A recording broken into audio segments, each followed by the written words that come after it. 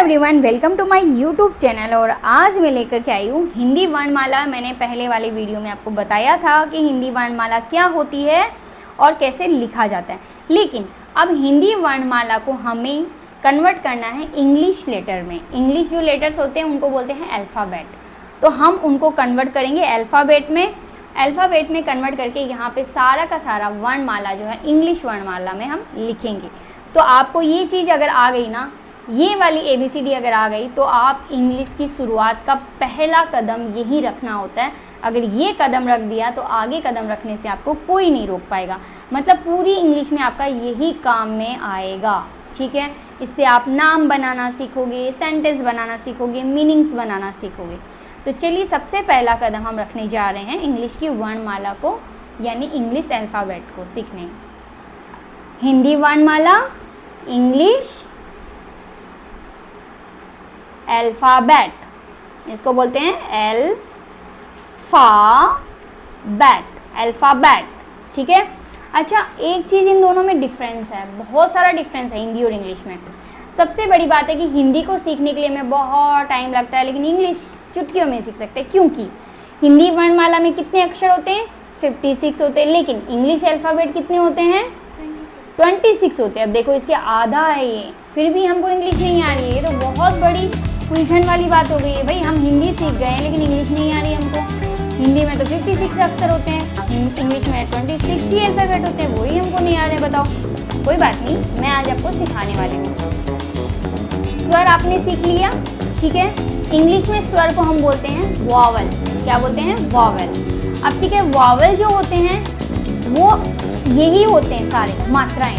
जो मात्राएं हम हिंदी में लिखते हैं वो हम इंग्लिश में जो वॉवल होते हैं, वॉवल भी देखो 5 होते हैं और ये स्वर 12 होते हैं। कितना डिफरेंस है ना। ये स्वर तो होते हैं 12, लेकिन वॉवल ओनली फॉर 5 होता है, और 5 वॉवल से हम ये 12 को कन्वर्ट करेंगे, इनको इंग्लिश में लिखेंगे। अच्छा, वॉवल होते हैं A, E, I, O, U, ये 5 होते हैं वॉवल। देखो, अब ये 5 वॉवल से हम ये स्वर को लिखेंगे। चलो फटाफट लिखते हैं। सबसे पहले ओ। अच्छा, ए जो होता है ना, ए को हम इंग्लिश में ए ही लिखते हैं, अ को हम इंग्लिश में लिखते हैं ए, ठीक है। अच्छा, आ को हम कभी कभी ए भी लिखते हैं और कभी कभी हम डबल ए भी लगाते हैं, ओके। ई, अब ये देखो छोटी ई होती है ना, तो इंग्लिश में छोटी ई को हमेशा आई लिखते हैं। कहीं पे भी अगर मात्रा आती है छोटी ई की, तो उसमें हमेशा ध्यान रखना कि आई ही छोटी की मात्रा है। बड़ी ई की मात्रा जो होती है ना, उसमें डबल ही लिखा जाता है, लेकिन कहीं कहीं पर आई को भी लिख देते हैं। तो आई गलत नहीं है, सही है, बट डबल ई की मात्रा ही लिखी जाती है। लेकिन बहुत सारे जने आजकल आई भी लिखते हैं। मैं खुद, मेरी स्पेलिंग है मीनाक्षी, मैं बड़ी ई की मात्रा लगाती हूँ, लेकिन उसमें मैं MI लगाती हूँ, M डबल ई नहीं लगाती हूँ। और मेरी एक फ्रेंड मीनाक्षी थी, वो भी मीनाक्षी में ई की मात्रा बड़ी ई लगाती थी, लेकिन वो इंग्लिश में M डबल ई लिखती थी। तो आई भी गलत नहीं है और डबल ई भी गलत नहीं है, ठीक है। ऊ, ठीक है। अभी आता है ऊ। अब ये है छोटा ऊ की मात्रा, जहाँ पे आती है ना, वहाँ पे हम लिखते हैं यू। क्या लिखते हैं? यू। और डबल ऊ, बड़ा ऊ की मात्रा आती है ना, ये बड़ा ऊ की मात्रा ऐसे होती है, ऐसे जो बड़ा ऊ की मात्रा होती है, छोटा ऊ की मात्रा ऐसे होती है, ठीक है। तो इसमें आता है डबल ओ। ऊ की जो बड़ी मात्रा होती है उसमें होता है डबल ओ, ठीक है। और ये डबल ओ ही होगा। अच्छा, ए की मात्रा जहाँ पे आती है वहाँ पे हमें ई लिखना होता है, ई। आई की मात्रा होती है वहाँ पे आई, ठीक है। ओ की मात्रा जहाँ पे होती है ओ, तो ओ ही लिखा जाता है। औ, ठीक है। औ, अंग। अच्छा, अंग होता है ना, अंग यानी ऊपर बिंदी वाला। अच्छा, आपको पता है ना, बहुत बार मतलब जो बिंदी होता है ना, उसको अंग भी बोला जाता है। अंगूर, जैसे अंगूर होता है, न का साउंड भी निकालते हैं। और अंबर, म भी आता है और एन भी आता है। तो हम इसको कहीं कहीं ए अन लिखेंगे, कहीं कहीं ए अम लिखेंगे। बस साउंड के ऊपर डिपेंड है। अगर आपका ए अन साउंड आ रहा है, वहाँ पे ए एन आएगा। जहाँ पे साउंड आ रहा है वहाँ पे ए अम आएगा, ठीक है। अम, ए अच, ओके। तो ये स्वर 5 ही होते हैं वॉवेल, स्वर को हमने 12 जो है 5 वोवल से 12 स्वर बना लिए हैं, उनका हिंदी को इंग्लिश में ट्रांसलेट कर लिया। अब बारी आती है व्यंजन की। ये व्यंजन जो है ना, इनको भी हमें इंग्लिश के जो कॉन्सोनेंट होते हैं 21 कॉन्सोनेंट है, उससे हमें ये व्यंजन को इंग्लिश में कन्वर्ट करना है। तो चलिए शुरुआत करते हैं क से। अब देखो क को हम लिखेंगे के, ठीक है। अभी कुछ वर्ड्स में हमें सी भी लिखना पड़ता है, अब वो डिफरेंस कहाँ कहाँ होता है वो मैं आपको आगे बताऊंगी, पर फिलहाल आप के ही समझो तो बेस्ट होगा। उसके बाद में ख को लिखेंगे के एच, ग को लिखेंगे जी, ठीक है।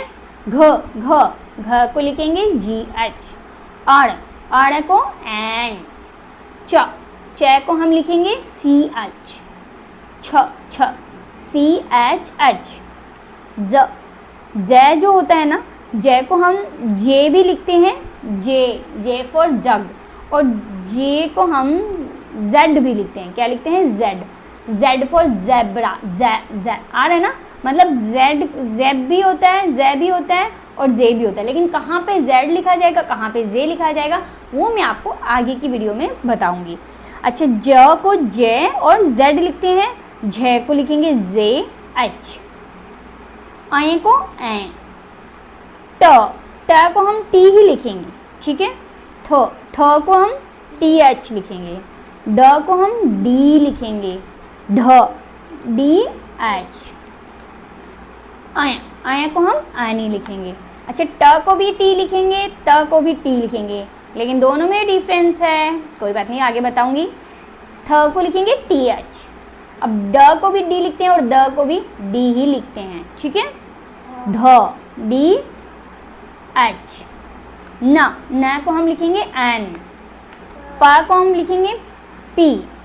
अच्छा, फ को ना एफ लिखते हैं, ठीक है, लेकिन कहीं कहीं पे पी एच, फ पी एच को भी फ बोलते हैं, ठीक है।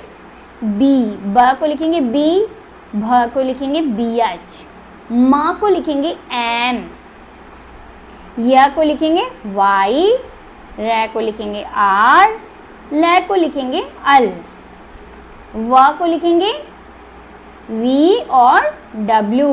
अब कहाँ पे वी आएगा, कहाँ पे डब्ल्यू आएगा, वो भी मैं आपको आगे बताऊंगी। श को लिखेंगे एस एच, ये वाला श को भी हम लिखेंगे एस एच, लेकिन ये वाला जो स होता है उसको हम खाली एस लिखते हैं। है को लिखेंगे एच, छ।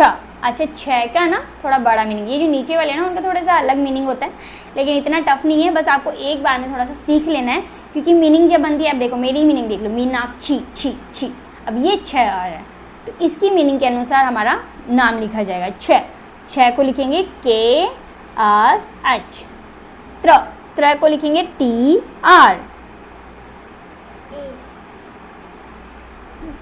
आर, ए भी लिख सकते हैं, लेकिन त्र और टी आर भी लिख सकते हैं, ठीक है।